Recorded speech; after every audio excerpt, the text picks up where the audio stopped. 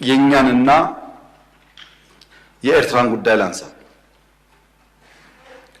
አንዳንድ ሰዎች በኢትዮጵያና በኤርትራ መካከል ችግር የተፈጠረው የኢትዮጵያ መንግስት የቀይ ባህር ጥያቄ ስላነሳ ነው ብለው ይላሉ፣ ያስባሉ፣ ይተነትናሉ። ግን አይደለም። ኤርትራ ከተፈጠረች ዘመን ጀምሮ በኢትዮጵያ መንግስትና በኤርትራ መካከል ኢሹ ነበረ፣ ታውቃላችሁ። እኛ ከመጣን በኋላ አያስፈልግም ይቅርብን ብለን ሞክረናል። 5 ዓመት ለምነናል። ጸቡ የተጀመረው ብዙዎች እንደሚያስቡት የቀይ ባህር ጉዳይ ሲመጣ አይደለም።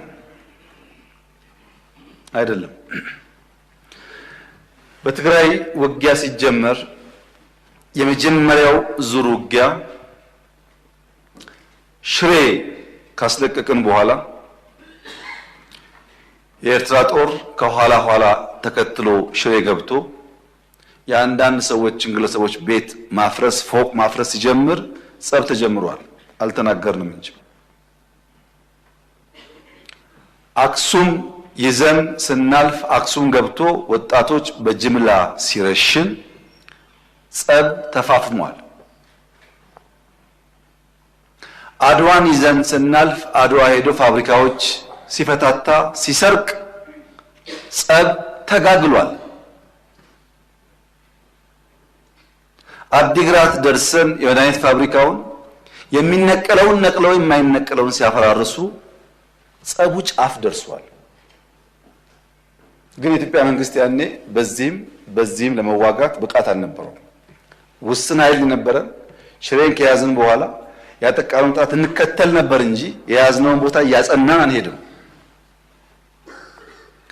ይህ ጉዳይ የተከበረው ምክር ቤት ለዛሬ ዋጋ የለውም። ለታሪክ ማንሳት የምንፈልገው ጉዳይ አክሱም ወጣቶች ሲገደሉ፣ አድዋ ሲዘረፍ፣ አዲግራት ሲዘረፍ በርካታ ኢንቮይ ወደ ኤርትራ ልክ ያለው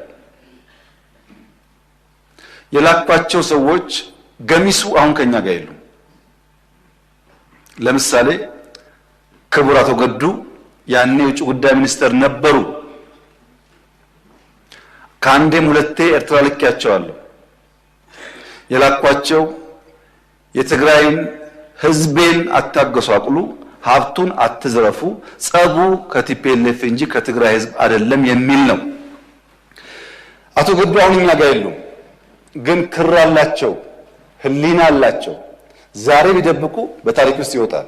ለምን ጉዳይ ነው እንደተነጋገሩ እሳቸውም ያውቃሉ፣ ሻዕቢያም ያውቃል፣ እኛም እናውቃለን። አሉ፣ አልሞቱም። እሳቸው አክሰስ ይደረጋሉ፣ ሊናገሩ ይችላሉ። ለክራቸው ሲሉ፣ ለእምነታቸው ሲሉ ማለት ነው። ለምን ጉዳይ እንደሄዱ በእሳቸው መፈታት ሲያቅተው አቶ ደመቀ ልክ ያለው አቶ ደመቀ አሁን እኛ ጋር የሉም። በህይወት ስላሉ ለእምነታቸው ለሌላቸው ሊጠየቁ ይችላሉ። ለምን ጉዳይ እንደሄዱ ያውቃሉ። ከነሱም ውጭ አሁን ሲስተም ውስጥ ያሉ 2-3 ሰዎች ልክ ያሉ። ታስታውሱ ከሆነ መቀሌ ልንገባ ጥቂት ሲቀረን የ3 ቀን አልቲማተም ብለን አውጀን ነበር። ብዙ ሰው ሚስጥሩ አልገባው። የቸገረንኛ ሽሬን ስለቅ ከኋላ ይገባሉ፣ አክሱም ስለቅ ከኋላ ይገባሉ። አሁን መቀሌ ስንገባ ደግሞ ገብተው ትልቁን ከተማ ዳሜጅ ያደርጋሉ ብለን ከነሱ ጋር ከአሁን በኋላ ከወቅሮ እናልፋለን ብትሉ ወያኔ ትተን ወደ እናንተ ነው የምንዞረው ውጊያው ብለን ወቅሮ ላይ የሚጠብቅ ፎርስ አስቀምጠን ነው መቀሌ የገባ ነው፣ እንዳያልፉ ማለት ነው። ይሄ ጸብ ተፋፍሞ ሄዶ የፕሪቶሪያ ስምምነት ሲፈረም እንዴት ቲፒኤልኤፍ ሳይጠፋ እንዴት ትግራይ ሳይወድም ፊርማ ይደረጋል በሚል ነው የመጨረሻ ጫፍ የደረሰው ጸቡ። ከዚህ ኃይል ጋር ነው እንግዲህ አንዳንድ ቲፒኤልኤፍ ሰዎች ሆነው ኢትዮጵያን ለማፍረስ እንስራ ያሉት። የትግራይ ህዝብን የሚጎዳና የሚጠቅም ነገር ይሄ መንግስት ነው የሰራው ወይስ ቲፒኤልኤፍ? ሁሉም ቲፒኤልኤፍ ላይሆን ይችላል። አክራሪ ቲፒኤልኤፍ በሚል ሊወሰድ ማን ነው የሚለውን ዛሬ ብዙ ኢሞሽን፣ ብዙ ፕሮፓጋንዳ፣ ብዙ ውሸት ስላለ ችግር የለውም። ነገ ግን ታሪክ ያወጣዋል። ማንም ሰው እውነትን ለጊዜው መሸፈን እንጂ ከናካቴው ማጥፋት አይችልም። እኛ መጨረሻ ፕሪቶሪያ ስንፈራረም መቀሌ ለመግባት አንድ ቀን የቀረን አሸንፈናል። ጦርነቱ እንደምታውቁት ያለው ግን ምንድነው? መቀሌ መግባት ድል አይደለም። ህዝባችንን ማንጠብቅ ከሆነ ተመልሶ ይዘረፋል፣ ተመልሶ ይገደላል። ያ ከሚሆን ሰላም ይሻላል፣ የኛው ህዝብ ነው ከሚጎዳብን ይቅርብን ብለን የወሰንነው።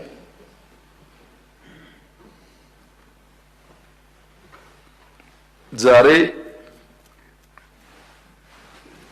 የቲፒኤልኤፍ አንዳንድ ሰዎች ያላቸውን አቋም ሳይ ምን ያክል ህዝባቸውን እንደሚጠሉ ምን ያክል የህዝባቸው በደል እንደማያማቸው ነው የሚገባኝ። ድሮም ብያለሁ፣ አሁን ደግማለሁ። እኛ እውነት ስላለ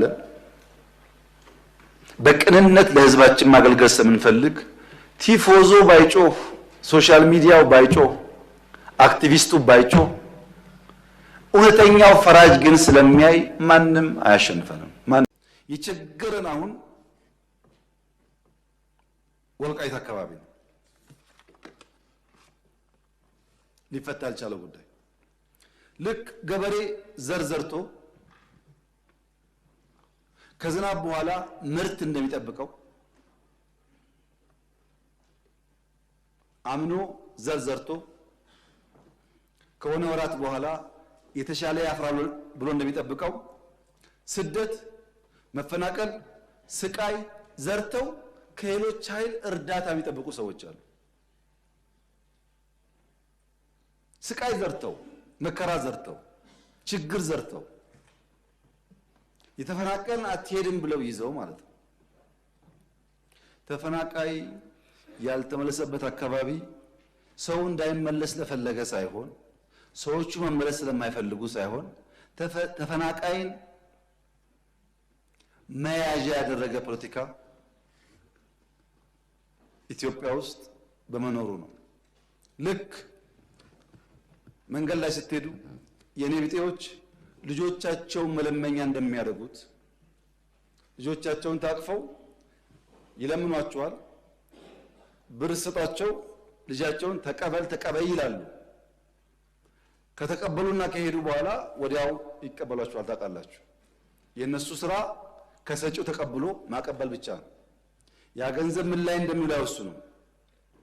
የኔ ቢጤዎች ልጆቻቸውን መለመኛ እንደሚያደርጉት አንዳንድ ፓርቲዎች ተፈናቃይን የራስ ህልውና ማቆያ ያደርጓቸዋል። ይህን ለማሻሻል ብዙ ሙከራ ተደርጓል፣ ብዙ ስራ ተሰርቷል። የወልቃይት አካባቢ ነዋሪዎች ከትግራይ የሚፈናቀሉ፣ ከወልቂጤ የሚፈናቀሉ፣ ከአሶሳ የሚፈናቀሉ ወልቃይት በሰላማዊ መንገድ መኖር 100% መብታቸው ነው። ይሄ የፌዴራል መንግስት በጽኑ የሚያምነው ጉዳይ ነው። ነገር ግን ወልቃይትን በሚመለከት ሁላችሁም ታውቃላችሁ፣ ሚስጥር አይደለም። የይገባኛል ጥያቄ በአማራና በትግራይ ክልል ለረጅም ጊዜ ቆይቷል። ሁለቱም ክልሎች ማስረጃ አስደግፈው ተቀባይነት ይኖረው አይኖረው ይሄ ቦታ ይገባኛል ይላሉ። ፌዴራል መንግስት እያለ ያለው ሰው አይፈናቀል፣ ባለበት ይመለስ፣ ራሱን ያስተዳድር፣ ራሱ ይወስነው ነው። አንድ ሰው እዚህ ተቀምጦ ከሚወስን በሪፍረንደም በህጉ አግባብ ይወሰን ነው። ለምን ማን መወሰን ይችላል? አሁን በዛ ህዝብ ህልውናና መሻት ላይ ማን ከናንተ መካከል መወሰን ይችላል? ራሱ ህዝቡ ቤቱ ገብቶ በሰላም ኖሮ እኔ ልተዳደር የሚገባኝ እዚህ ወይም እዚያ ነው ካላለ በቀር የትኛው ባለስልጣን ነው በቃ የሚገባ እዚህ ነው ብሎ መወሰን የሚችለው? ይሄው ባለፉት አመታት በዚህ ምክንያት የወልቃይት ህዝብ እንደ የትኛውም ኢትዮጵያዊ የሚገባውን በጀት ማግኘት ሲገባው፣ ትምህርት መደገፍ ሲገባው፣ ጤና መደገፍ ሲገባው ፌዴራል መንግስት ማገዝ የሚገባውን ነገር ሳያግዘው እንዲቆይ ያደረገው ጉዳይ ይሄ ጉዳይ በሰላም ሊፈታ ይሻላል፣ ሁለት ወንድማማች ህዝብ በሚያባላ መንገድ ሊፈታ አይገባውም ከሚል ጽኑ እምነት ነው። እኔ አልወስንም የወልቃይትን ጉዳይ፣ ተስፋ አደርጋለሁ እናንተም አትወስኑም። የሚወስነው የዛ አካባቢ ህዝብ ነው። ለዚያ ፓርቲዎች አስቻይ ነገር መፍጠር የሚጠበቅባቸው ይመስለኛል። ነገር ግን ከትግራይ ሰው ተፈናቅሎ አማራ ክልል፣ ኦሮሚያ፣ አዲስ አበባ አይኖርም ወይ ያላችሁኝ እንደሆነ በትግራይ ውጊያ የተሳተፉ ወታደሮች የትግራይ ህዝብ አይደለም የተሳተፉ ወታደሮች አሁን ጫካ ብትሄዱ ስራ ላይ ናቸው፣ ፕሮጀክት ይሰራሉ። ወታደሮች አዲስ አበባ ውስጥ ሞልተዋል፣ አርባ ምንጭ ሞልተዋል፣ ሐዋሳ ሞልተዋል። ሀገራቸው ነው። በሌላውም አካባቢ ይሄ የአጭር ጊዜ ድልን ታሳቢ ያደረገ በዘላቂነት ህዝብ የሚጎዳ ነገር ማድረግ ተገቢ አይመስለኝም። በእኛ በኩል የወልቃይት አካባቢ ነዋሪዎች የተፈናቀሉ ዛሬ ከሰዓት እንኳን ቢመጡ እንቀበላቸዋለን። የኢትዮጵያ መንግስት አቅም በፈቀደ መጠን ኑሯቸው እንዲመቻች እናግዛለን። ጸለምት እንደሆነው፣ ራያ እንደሆነው፣ አዲስ አበባ እንደሆነው፣ ኢሉባቦር እንደሆነው እናደርጋለን። ሌላው ጉዳይ ግን በህዝበ ውሳኔ ሊፈታ ይገባዋል። ይሄ ዲሞክራሲያዊ አካሄድ ብቻ ሳይሆን ህገ መንግስታዊ ነው። ህገ መንግስቱ ባለበት ሁኔታ ውስጥ ያንን ጥሶ መወሰን ለአንዳንዶቻችን የሚቻለን አይመስለኝም። አማራ ክልል ሲገባ ቲፒኤልኤፍ ያደረገው ነገር ያሳፍራል። ፋብሪካዎች አፍርሷል፣ ትምህርት ቤት አቃጥሏል፣ ባንክ ዘርፏል። የኢትዮጵያ መከላከያ ሰራዊት መቀሌ ነበረ በብቸኝነት ቲፒኤልኤፍን አባሮ ሻቢያን ሳያስገባ። መቀሌ አንድ ቤት የፈረሰ አታገኙም። አንድ ቤት ቲፒኤልኤፍስ ቢሆን አማራ ክልል መጥቶ እንደዛ አይነት ነገር ማድረግ ነገ ለሚቀየር ታሪክ አስፈላጊ ነበር? እንደዚህ ያለው ኢትዮጵያን ያላስቀደመ ለጊዜ ድል፣ ለጊዜ ሳውንድ ባይት፣ ለሚዲያ ጨዋታ የሚደረግ የፖለቲካ ስብዕና በዘላቂነት በራሳችን ህዝብ ላይ ጉዳት የሚያመጣ ብቻ ሳይሆን በታሪክ መነጽር ሊጋባው በየነን ዛሬ ታሪክ እንዳነሳቸው በታሪክ ውስጥ ይነሳል። ታሪክ አያዳላም። ምን አይነት የፖለቲካል ስብዕና ነው የተገነባ ያለው ያላችሁኝ እንደሆነ ፈረንጆች ዴማጎግ ይሉታል። ዴማጎግ ፖለቲካል ካራክተር ያላቸው ሰዎች ወደ ፖለቲካል ሊደርሺፕ ሲመጡ የሚያስቀድሙት ምክንያት ሳይሆን ኢሞሽን ነው። ለምሳሌ የወልቃይትን ጉዳይ እንዴት እንደምንፈታ በህገ መንግስት አግባብ ብለን ከተስማማን በስተቀር ከተስማማን በኋላ ወልቃይት ካልተመለሰ ተስማምተው ፈርመዋል እኮ። ይሄ ዴማጎግ ነው። በትንሽ ስሜት ህዝብን ለመቀስቀስ የሚደረግ ነገር ማለት ነው። ዴማጎገሪ ቀላል መፍትሄ ነው የሚፈልገው፣ ዘላቂ መፍትሄ ላይ አያተኩርም።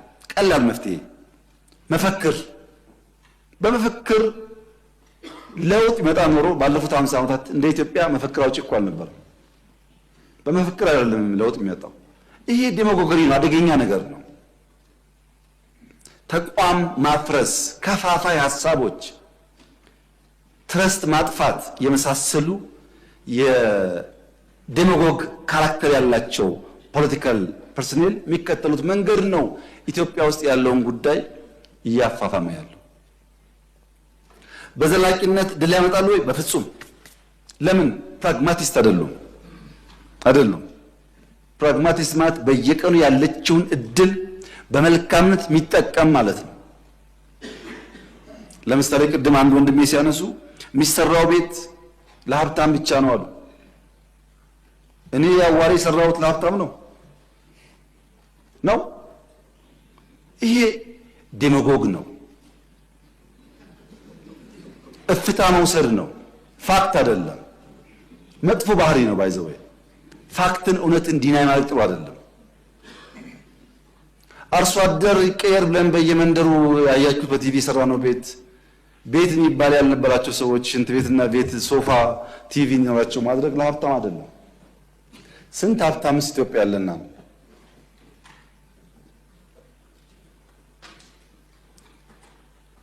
እንደዚህ ያለው የፖለቲካ ሂደት ኢትዮጵያ ውስጥ ጉዳት እያመጣ ነው።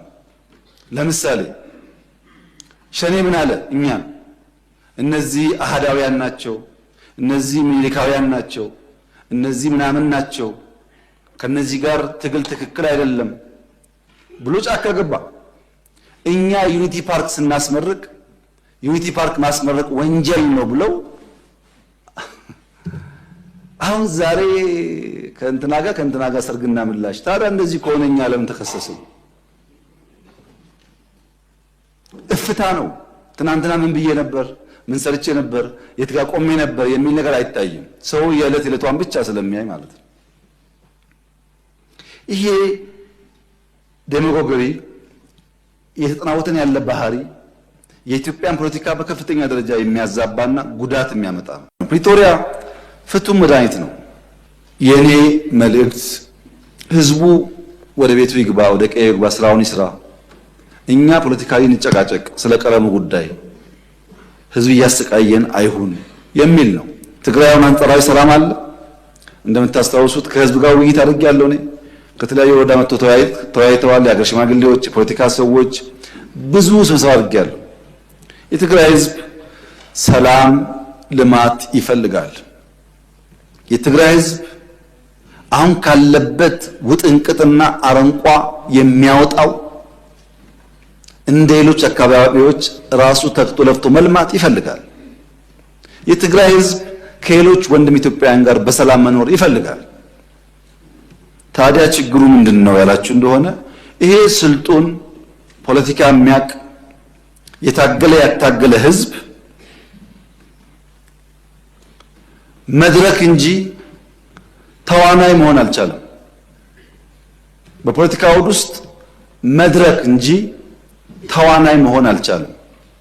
መድረክ ይጫወቱበታል እንጂ አይጫወትም።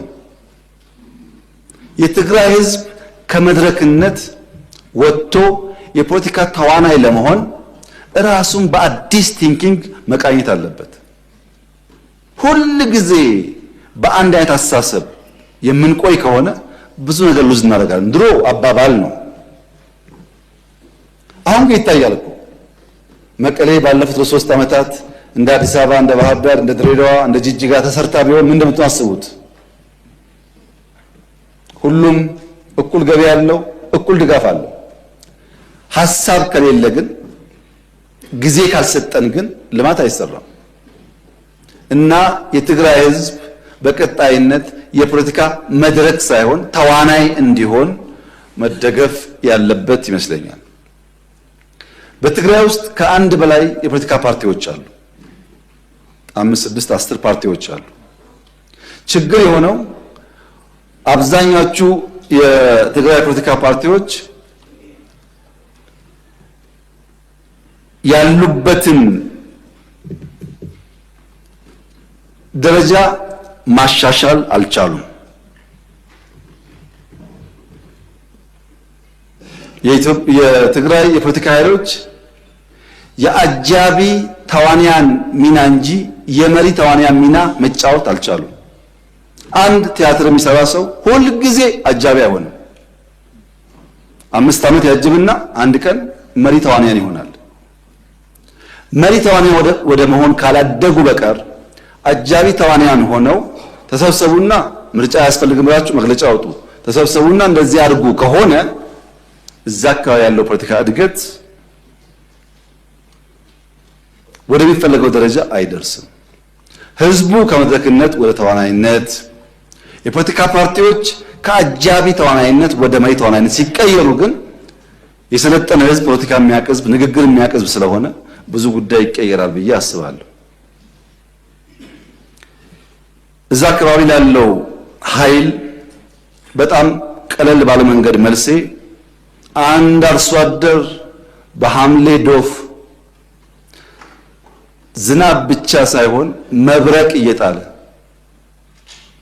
ዝናቡና መብረቁ ከማሳው ያላስቀረውን ገበሬ መስከረም ላይ ወፍ ጮኻለችና ወፍ ስለምትጮህ አልወጣም ወደ ማሳ አይሄድም ብሎ የሚፈራ ገበሬ አይኖርም። ዶፍ ደፍሮ መብረቅ ደፍሮ የወፍ ጩኸት ሲሆን እንደ ሙዚቃ ያየው ይሆናል እንጂ የወፍ ጩኸትን ፈርቶ ከማሳው አይከለከልም፣ አይቀርም። የዚህ መንግስት ታሪክ ይኸው ነው። አሁን ያለው ድምፅ እንደ ወፍ ድምፅ ነው። ዝናቡ መብረቁን አልፈነዋል። ማንኛውም መጠነኛ ትንኮሳዎች እንደ ወፍ ድምፅ ከማስተናገድ ያለፈ ድካም አይኖርብንምና መሰብሰብ ጥሩ ይሆናል። ቀይ ባህርን በሚመለከት በተደጋጋሚ አንስቻለሁ። ደግሜ አቋሜን ለመግለጽ እንዲመቸኝ እስራኤል የጎላን ተራራ ለምን ያዘች? እስራኤል የጎላን ተራራ ያዘችው ለናሽናል ሴኩሪቲ፣ ለህልውናዬ፣ ለኤግዚስተንሲ ችግር ያጋጥመኛል ብላ ስላመነች ነው።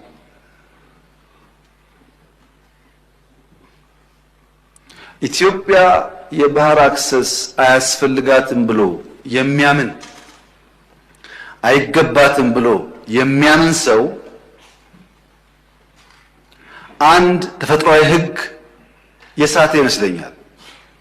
ሰው ይወለዳል፣ ሰው ያድጋል፣ ሰው ያረጃል፣ ሰው ይሞታል። ይሄ ተፈጥሮ ነው። ቀይ ባህርና ኢትዮጵያም እንደዚሁ ናቸው። በሆነ ጊዜ ማርጀት፣ በሆነ ጊዜ መድከም ቢኖርም ቀይ ባህርና ኢትዮጵያ ለዘላለሙ ተነጣጥለው መኖር አይችሉም።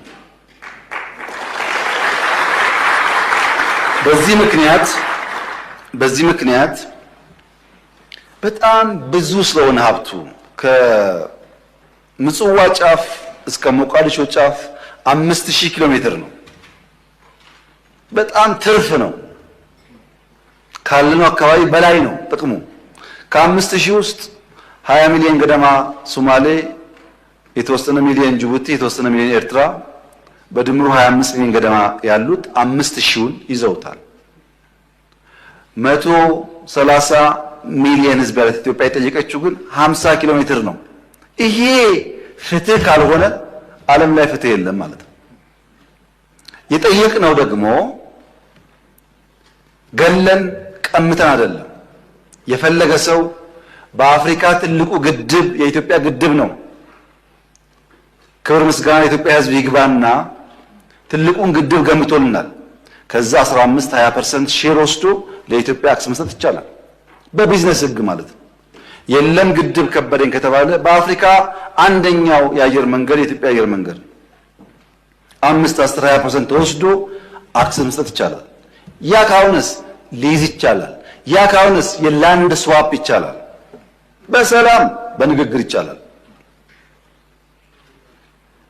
የኢትዮጵያ መንግስትና ህዝብ ቀይ ባህርን አክሰስ ለማድረግ ሰው ልግደል አላለም ያለው። ባካችሁ ናቹራል ነገር አይደለም እየሆነ ያለው፣ አያዋጣም እና በስምምነት በገበያ ህግ ሳንጠፋፋ አብረን ለማደግ በድርድር እንፍታው ነው።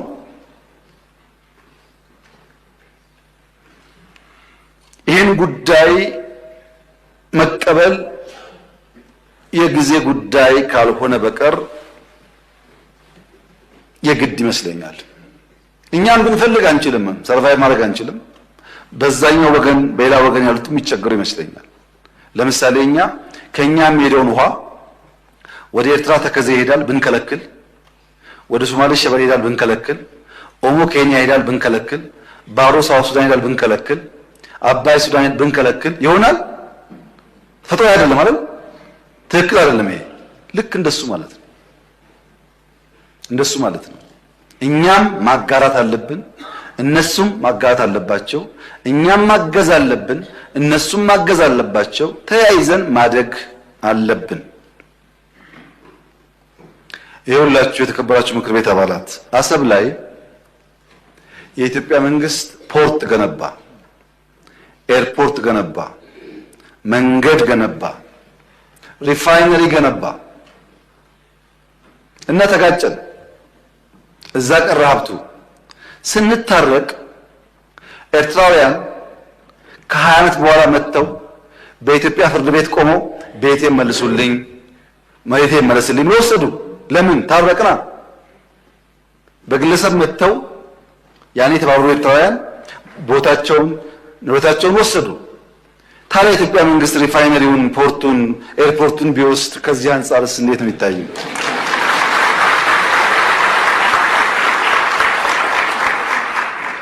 እኛ ስጡን ብቻ አላልንም። እኛም ጋር የቀረ ነገራችን ውሰዱ፣ ያጠፋውን ይቅርታ አድርጉ። ግን በቀጣይነት ኢትዮጵያን ከተፈጥሮ ጸጋው ማስቀረት ያስቸግራል። አሁን ከበደ ሊያግዝ ይችላል፣ ተሰማ ሊያግዝ ይችላል፣ ጫላ ሊያግዝ ይችላል። ኢትዮጵያን ማንም አቁማት አያውቅም፣ ማንንም አያቆማትም። ይሄም ማይሆን ዝም ብሎ ባዶ ፍላጎት ነው፣ ሮንግ ኢንቨስትመንት ነው።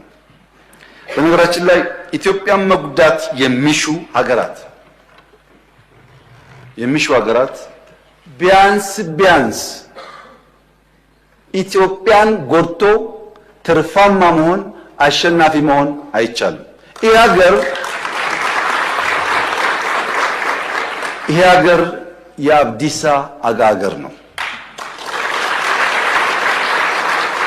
አብዲሳ አጋ በሰው ምድር ታስሮ ሳለ የሀገሩ ወረራ ከሀገሩ አርበኞች ጋር መታገል ሲያቅተው እዛው ሀገራቸው ውስጥ ሆኖ ሰላም እንደነሳቸው ኢትዮጵያውያን ስንነካ ስንጠቃ በምድራችን ብቻ ሳይሆን በእኛ በሚባለው ምድር ችግር ፈጣሪዎች መሆናችን አይቀሬ ነው። ያ እንዳይሆን የኔ ምክር ተስማምቶ ተግባብቶ በህግ አግባብ መፍታት ይቻላል። ህዳሴም ምንም ችግር እንደምታዩት ውሃ እየፈሰነ ወደ ሱዳን ይቀጥላል። እኛ ወደ ሱዳን የሚሄደውን ውሃ የማቆም ፍላጎትም የለንም፣ አናረግም፣ አንፈልግም። ሱዳን ወንድሞቻችን ይገባቸዋል፣ የሚገባቸውን ሼር ይውሰዱ። ሌሎችም እንደዚሁ ለኛ የሚገባንን በሆነ ምክንያት ዛሬ መከልከል ቢታሰብ በቀጣይነት ማስቀረት ስለማይቻል ወደማያስፈልግ ነገር ሳይገባ በሰላም በድርድር መጨረስ ተገቢ ነው ብዬ አምናለሁ። ዓለም እንዴት ያምናል? እስካሁን ከቀኝ ከግራ ከፊት ከታች ብዙዎቹን አናግሬያለሁ። በአንዳፍ ይገባቸዋል፣ ተገቢ ጥያቄ ነው። ነገር ግን በጦርነት መሆን የለበትም። እንወያይ፣ እንምከር፣ ጊዜ ስጡን ብለዋል ወዳጆቻችን። እኛም ጊዜ ውሰዱ፣ ተወያዩ። ለጊዜው የሞት የሽረት ጉዳይ አይደለም። ጥያቄው አግባብ ነው፣ እንታገሳለን። ለመወያየት ክፍት ነን፣ ለመስጠት ክፍት ነን ብለን ጠይቀናል። ባይሆንስ እንግዲህ ባይሆን ልጆቻችን መጠየቅ ነው መልሱን። ልክ ቅድም ሰው ተወልዶ አድጎ አርጅቶ ሞቶ እንዳልኳችሁ ነው። አይሆንም። ኢትዮጵያ ያሰበችውን ብልጽግና ማረጋገጥ አትችልም። 130 ሚሊዮን ህዝብ የሁሉ ጎረቤት ዕዳ ነው የሚሆነው ራሱ መለወጥ ካልቻለ። ሀብታም ከሆነስ መሸከም ይችላል። ለዛ በትብብር መስራት የሚያስፈልግ ይመስለኛል። በዲፕሎማሲ ረገድ በጣም መልካም ጅማሮች አሉ። በሎ ኢንፎርስመንት ቁመና ግንባታ በጣም መልካም ጅማሮች አሉ። በናሽናል ኢንትረስት መግባባት ላይ መልካም ቁመናዎች አሉ። እነዚህ ጉዳዮች በጊዜው ፍሬ ያፈራሉ የሚል እምነት አለኝ። ለዚያ በትዕግስት በጥበብ በማስተዋል ኪሳራ ግድያ በቀነሰ ባላስከተለ መንገድ በሰላማዊ መንገድ ለመፍታት ይሞከራል። በባሌም ሆነ በቦሌ እንደተባለው ግን አይቀርም ማለት ነው።